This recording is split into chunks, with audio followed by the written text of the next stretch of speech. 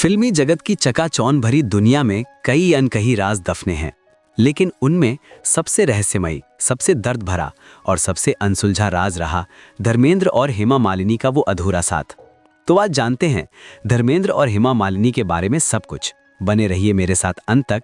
मेरा नाम है लव कुश और आप देख रहे हैं प्रेरणा योग। हेमा मालिनी और धर्मेंद्र दोनों ने शादी की थी। हाँ, दोनों ने एक दूसरे को बेतहाशा जान से भी ज्यादा प्यार किया था। दो खूबसूरत बेटियां भी हुई। फिर भी हर शाम सूरज डूबते ही एक सवाल दिल को चाक कर देता था। अगर प्यार इतना गहरा था, अगर ब्याह हो चुका था, तो फिर एक छत के नीचे क्यों नहीं रहे? अरे एक रात धर्मेंद्र उस घर से निकलकर क्यों चले जाते थे जहां उनकी दुल्हन हेमा मालिनी अकेले इंतजार करती रहती थी? क्या था वो राज जो धर्मेंद्र ने कभी दुनिया को नहीं बताया? क्या वजह थी कि हेमा मालिनी, जो रियल लाइफ की ड्रीम गर्ल थी, रियल लाइफ में अपनी दोनों बेटियों के साथ अकेली सोती रहीं? और सबसे बड़ा, सबसे दिल दहला देने वाला सवाल, क्या धर्मेंद्र के सरकारी कागजातों में आज भी हेमा मालिनी का नाम उनकी पत्नी के कॉलम में कभी लिखा गया? क्या ये बेइंतहा मोहब्बत की भयानक कीमत थी, या एक ऐसी मजबूरी जिसके आगे दो दिल हार गए? आज भी वो सच कहीं गहरे दफने हैं, जिन्हें ना धर्मेंद्र ने कभी उजागर किया, ना हेमा मालिनी ने कभी दुनिया के सामने रोकर बताया। वो अनकहा सच जो आज भी हर दिल में एक सवाल बनकर चुपता है। ये कहानी सिर्फ दो बड़े स्टारों की नहीं है। ये कहानी है उन प्यार भरे फैसलों की जिनमें इंसान जिंदगी भर के लिए फंस जाता है। हम इस बेबुनियाद विवाद पर चर्चा नहीं करेंगे कि क्या धर्मेंद्र ने शादी को लीगल बनाने के लिए इस्लाम अपना लिया था। हम ये भी चर्चा नहीं करेंगे कि शादी कानूनी और नैतिक तौर पर कितनी जायज़ या कितनी नाजायज़ थी। करीब 2 दशक पहले, सन 2004 में जब धर्मेंद्र साहब ने बीकानेर से चुनाव लड़ने के लिए शपथ पत्र दाखिल किया था, तब उन्होंने केवल एक ही पत्नी यानी प्रकाश कौर की संपत्ति का ही ब्यौरा दिया था। पत्रकारों ने पूछा कि ऐसा क्यों है, क्या हेमा उनकी कानूनी पत्नी नहीं है?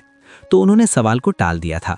हालांकि बरसों बाद सन 2014 में जब हेमा मालिनी ने मथुरा से चुनाव लड़ने के लिए पर्चा भरा, तो अपने पति के कॉलम में धर्मेंद्र का नाम भरा, कानूनी दस्तावेज में। आज हम आपको उसी कहानी का एक एक सच, हर मोड़ और पूरी टाइमलाइन के साथ बताने जा रहे हैं।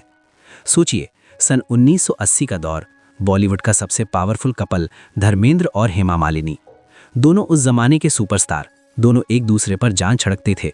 शादी कर ली, 2 प्यारी बेटियां भी हुईं, ईशा और आहाना। लेकिन हर शाम जब शूटिंग खत्म होती थी और घर लौटने का वक्त आता था, तो धर्मेंद्र अपनी गाड़ी हेमा के घर की ओर नहीं मोड़ते थे। वो सीधे जुहू वाले अपने पुराने बंगले पर चले जाते थे, जहां उनकी पहली पत्नी प्रकाश कौर और उनके 4 बच्चे सनी, बॉबी, विजेता और अजेता रहते थे। और ठीक उसी जुहू में सिर्फ 2-3 मिनट की दूरी पर एक दूसरा बंगला था, हेमा मालिनी का। दुनिया के लिए तो वो ड्रीम गर्ल थी, लेकिन अपने बंगले के भीतर वो अकेली थी। अपने 2 छोटी छोटी बेटियों को पालती थी, बिना किसी शिकवा शिकायत के, बिना कभी झगड़ा किए, बिना कभी अपना हक मांगे। आज का सबसे बड़ा सवाल सिर्फ ये नहीं है कि धर्मेंद्र उनके साथ क्यों नहीं रहे। असली सवाल ये है कि हेमा मालिनी ने ये सब इतने साल तक चुपचाप कैसे स्वीकार किया, और आखिर क्यों किया? जवाब इतना सीधा भी नहीं है। इसे जानने के लिए हमें चलना होगा धर्मेंद्र केवल कृष्ण देओल या धर्मेंद्र सिंह देओल के बचपन और किशोरावस्था में। बात है सन 1948 की। 13 साल की उम्र में अपने गांव के पास वाले कस्बे में चाचा के साथ सिनेमा देखने गए किशोर ने जब हॉल में दिलीप कुमार और कामिनी कौशल की फिल्म शहीद देखी, तो उसका मन भी फिल्म के लीड एक्टर दिलीप कुमार की तरह बनने का होने लगा। घर लौटकर वो छोटा दिलीप कुमार ही बन चुका था। उसी अंदाज में बातें करता और उसी अंदाज में चलता फिरता था। एक स्कूल मास्टर केवल कृष्ण साहब का बेटा। लेकिन भगवाड़ा से इंटरमीडिएट की परीक्षा पास करने के बाद वो आगे की पढ़ाई करने के बदले बंबई जाना चाहता था, बल्कि एक चक्कर लगा भी आता है। हालांकि माया नगरी में कई दरवाजे खटखटाने वाले धर्मेंद्र देओल को पहले दौर में निराशा ही हाथ लगी। जब 19 साल की उम्र में उसे बंबई जाना था, तो परिवार वालों ने साफ कह दिया, शादी कर फिर चले जाना। लोगों ने सोचा बीवी के प्यार में पड़कर सब भूल जाएगा। शादी हुई प्रकाश कौर से, एक सीधी सादी बाहों की लड़की, लेकिन इरादों की पक्की। जब पति बंबई जाकर अपने अरमान पूरे करने की बात कह रहा था, तो प्रकाश कौर ने पूरा साथ दिया। मौका था फिल्म फेयर का टैलेंट हंट, जिसमें हिस्सा लेने आए धर्मेंद्र सिंह देओल। शायद लेडी लक भी उनके टैलेंट के साथ था। तभी तो इतने सारे स्टेज कलाकारों और ट्रेनिंग लेकर आए कैंडिडेट्स के बीच गांव के इस गबरू जवान को लेजेंडरी डायरेक्टर विमल राय ने चुन लिया। हालांकि यह सिर्फ एक ऑफर था, फिल्म शुरू होने में अभी वक्त था। धर्मेंद्र देओल को दूसरे डायरेक्टरों के यहाँ घंटों लंबी लाइनों में खड़े होकर ऑडिशन देना पड़ता, और घर पर उनका इंतजार करती थी उनकी पत्नी। ये वो बुनियाद थी जिसे आज भी धर्मेंद्र भुला नहीं पाए। धीरे धीरे इंडस्ट्री ने धर्मेंद्र सिंह देओल को नोटिस करना शुरू कर दिया। उनकी पर्सनालिटी, उनका चेहरा, उनकी मर्दाना इमेज, सब कुछ उन्हें एक उभरता हुआ सुपरस्टार बना रही थी। उन्हें फिल्में भी मिलने लगी और उनका ट्रांसफॉर्मेशन हो गया। धर्मेंद्र सिंह देओल अब फिल्मी हीरो धर्मेंद्र बन चुका था और इसी दौरान उनकी लाइफ में एक ऐसा मोड़ आया जिसने कहानी बदल दी। कहते हैं धर्मेंद्र की जन्म कुंडली में शुक्र प्रबल था और ऐसा योग था कि औरतें या लड़कियां उनके प्रति ना सिर्फ आकर्षित होती थीं बल्कि अपना सब कुछ लुटा देने को तैयार रहती थीं। मीना कुमारी ने ना सिर्फ धर्मेंद्र को एक्टिंग की बारीकियों से अवगत कराया बल्कि उन्हें फिल्मों में शामिल करवाने के लिए प्रोड्यूसरों पर दबाव भी डाला। लेकिन ये साथ कुछ ही बरसों का रहा। इसके बाद धर्मेंद्र के जीवन में आई हेमा मालिनी, जो पहले से ही स्टार थीं। ड्रीम गर्ल, सुंदरता की मूर्ति, लाजवाब डांसिंग स्किल्स और वो ग्रेस जो उन्हें भीड़ से अलग कर देता था। 70 के दशक में दोनों ने जितनी फिल्मों में साथ काम किया, लगभग सभी सुपरहिट और ब्लॉकबस्टर रहीं। सन 1975 की फिल्म शोले ने तो जैसे एक इतिहास ही रच डाला। इन फिल्मों के निर्माण के दौरान साथ शूटिंग, साथ लंच, साथ लंबे ट्रैवल और फिर धीरे धीरे वो रिश्ता बना जो आगे चलकर बॉलीवुड की सबसे चर्चित कहानी बनने वाला था। कहते हैं धर्मेंद्र हेमा पर फिदा थे और हेमा भी धर्मेंद्र की मौजूदगी को नज़रअंदाज नहीं कर सकी। लेकिन असली ड्रामा तो अभी शुरू होना था। ये कहानी अक्सर सुनी जाती है और जितनी बार सुनी जाती है उतना ही रोमांच बढ़ता है। हेमा मालिनी से शादी कई सितारे करना चाहते थे। सबसे पहले संजीव कुमार ने हेमा मालिनी को प्रपोज किया था।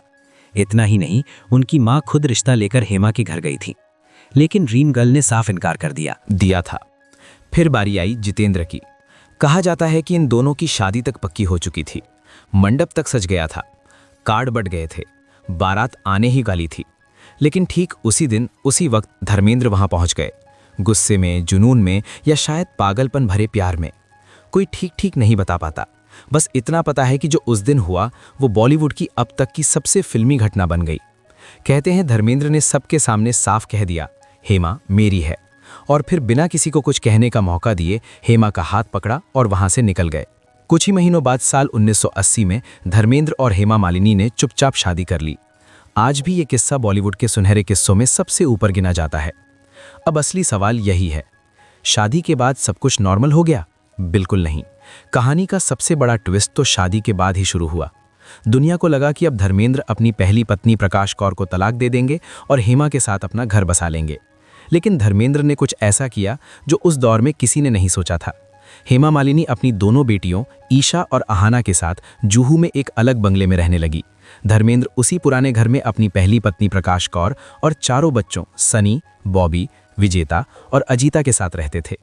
2 बंगले, 2 परिवार, बीच की दूरी महज 2 मिनट की ड्राइव पर। दिलों के बीच की दूरी वो तो आज तक कोई नहीं नाप पाया। इसके पीछे का राज सिर्फ धर्मेंद्र और हेमा ही जानते हैं। जब हेमा से एक इंटरव्यू में पूछा गया, आप अलग अलग घरों में क्यों रहती हैं, तो उन्होंने मुस्कुराकर बस इतना कहा, ये हमारा अपना तरीका है खुश रहने का। हेमा मालिनी ने एक इंटरव्यू में बस एक लाइन कही थी, मैं किसी को डिस्टर्ब नहीं करना चाहती। ये सुनकर पूरा देश चौंक गया था, क्योंकि आज कौन औरत ऐसा कहती है। हेमा नहीं चाहती थी कि वो धर्मेंद्र के पहले घर में रहें जहां उनकी पहली पत्नी प्रकाश कौर और 4 बच्चे रहते हों। वो नहीं चाहती थी कि कोई झगड़ा हो, इसीलिए उन्होंने अलग घर ले लिया। लेकिन सच इससे भी आगे था। बॉबी देओल ने हाल ही में बताया था, पापा तो मुंबई में रहते ही नहीं, वो तो पनवेल के फार्म हाउस पर अकेले रहते हैं। माँ जूहू वाले बंगले पर रहती हैं, वहाँ स्टाफ रहते हैं। मतलब धर्मेंद्र ना तो हेमा के साथ रहे ना पहली पत्नी के साथ, तीसरा रास्ता चुना अकेलेपन का। हेमा से मिलना भी बहुत कम हो गया था, कभी कभी। तो आखिर सवाल यही बचा कि ये सारी दूरी किसकी मर्जी से थी, हेमा की, प्रकाश की या सिर्फ धर्मेंद्र की। धर्मेंद्र ना तो जूहू वाले घर में पहली पत्नी के साथ रहे, ना हेमा के बंगले में अपनी 2 छोटी बेटियों के साथ। वो तो पनवेल के फार्म हाउस पर अकेले रहने लगे। लोग हैरान थे, तो धर्मेंद्र आखिर चाहते क्या थे, किसे रखना चाहते थे और किसे छोड़ना चाहते थे। सच ये था कि वो किसी को भी नहीं छोड़ना चाहते थे, न हेमा को, न प्रकाश को और न अपने 6 बच्चों को। प्रकाश कौर ने जिंदगी भर चुप रहकर साथ निभाया, हेमा ने समझदारी से दूरी बनाकर प्यार बचाया, और धर्मेंद्र वो दोनों के बीच में भी नहीं थे, बल्कि सबसे दूर, सबसे अकेले खड़े रहे। इन सवालों के जवाब आज तक किसी को नहीं मिले। शायद यही इस कहानी का सबसे बड़ा रहस्य और शायद यही प्यार का सबसे अजीब रूप था। धर्मेंद्र ने कभी किसी को नहीं बताया, लेकिन उनके दिल में हमेशा एक संघर्ष चलता रहा। वो जानते थे कि पहले से शादीशुदा हैं, 4 बच्चे हैं, परिवार है, समाज है, फिर भी हेमा से हुआ प्यार वो रोक नहीं पाए। हेमा ने भी कभी कुछ नहीं मांगा, न घर, न हक, न तलाक का दबाव। बस इतना चाहा कि जो भी हो सच हो और साफ हो। इसीलिए शादी के बाद वो भी अलग रहीं। ये दूरी नहीं, ये सम्मान था। वो नहीं चाहती थी कि प्रकाश कौर और उनके बच्चों का घर टूटे। जब हेमा से पूछा गया कभी बुरा नहीं लगा, तो वो मुस्कुराकर बोली, लोगों ने बहुत कुछ कहा, पर मुझे पता था मैं किसके साथ खुश हूं और मेरी जगह कहाँ है। फिर रुककर बोली, कोई भी ऐसी जिंदगी नहीं चुनता, पर जिंदगी जो रास्ता दिखाती है उसी पर चल पड़ते हैं। धर्मेंद्र ने 2 परिवारों को संभालने की पूरी कोशिश की, लेकिन दुनिया ने इसे कभी नहीं समझा।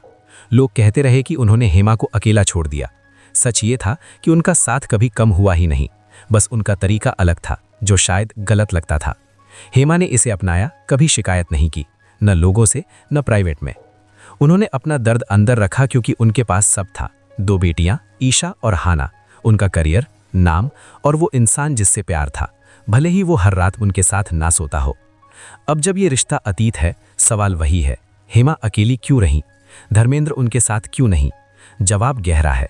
कभी रिश्ता पूरा लगते हुए भी अधूरा होता है और कभी अधूरा लगते हुए भी जिंदगी भर चलता है।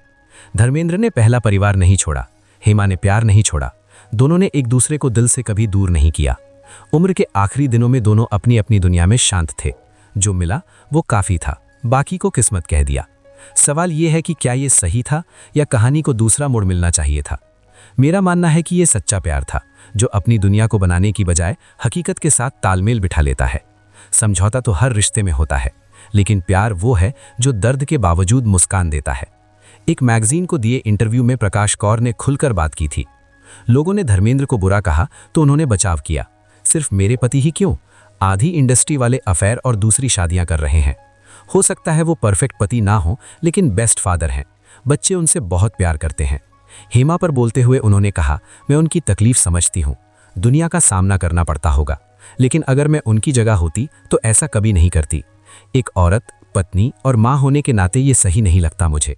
फिर भी उन्होंने सम्मान रखा। धर्मेंद्र मेरे जीवन के पहले और आखिरी पुरुष हैं। 12 जून 2025 को उनकी शादी के 71 साल पूरे हुए। जटिलताओं के बावजूद ये रिश्ता टूटा नहीं कभी।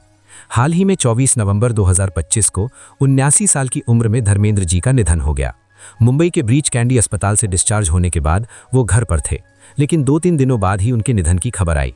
लेकिन ये सवाल अभी भी अनुत्तरित रह गया कि उनकी और हेमा मालिनी की क्या केमिस्ट्री थी।